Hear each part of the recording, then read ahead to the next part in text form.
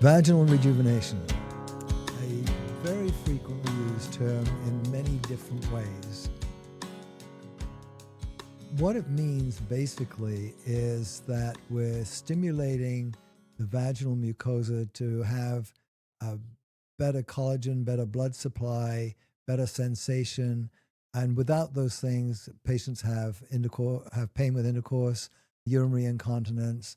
And these things often happen in menopause or perimenopausal area, or even just after delivering a baby from childbirth.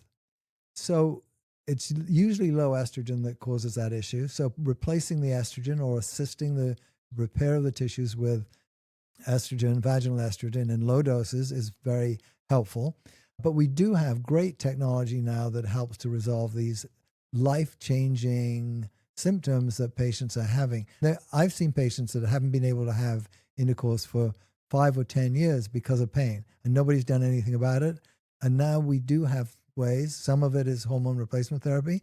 It's not entirely that, however, but we have lasers and radiofrequency treatments which will do the rejuvenation. Wherever rejuvenation is done on the body, it's essentially the same MO. It's a little bit of stimulation of the tissue with micro damage to the tissues, which stimulate a healing response.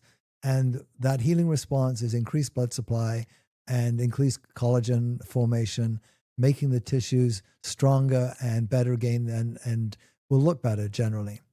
That technology has now been transferred to the pelvis and has been picked up by many a med spa in the country of being able to increase sexual satisfaction, tightness of the vagina. And some of those things are actually true, that those symptoms will be resolved with these treatments. But I think it's a concern that when this is out of the hands of a gynecologist or a women's healthcare provider. We need to be sure that we're excluding more serious, more sinister reasons for these symptoms.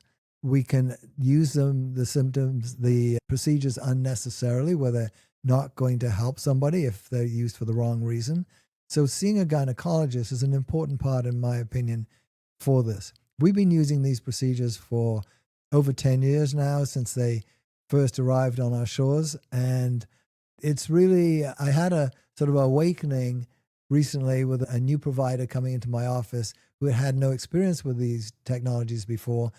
And she was just amazed at talking to the patients that were coming in for treatment and how their symptoms were resolved. And it was always not a surprising sign to me that people had positive things to say about it, but it was also always reassuring because we could hear stories from patients that had really been helped a lot with these procedures. But let's keep it in the hands of a gynecologist or a women's health practitioner to make sure that we're doing the right thing for the right person.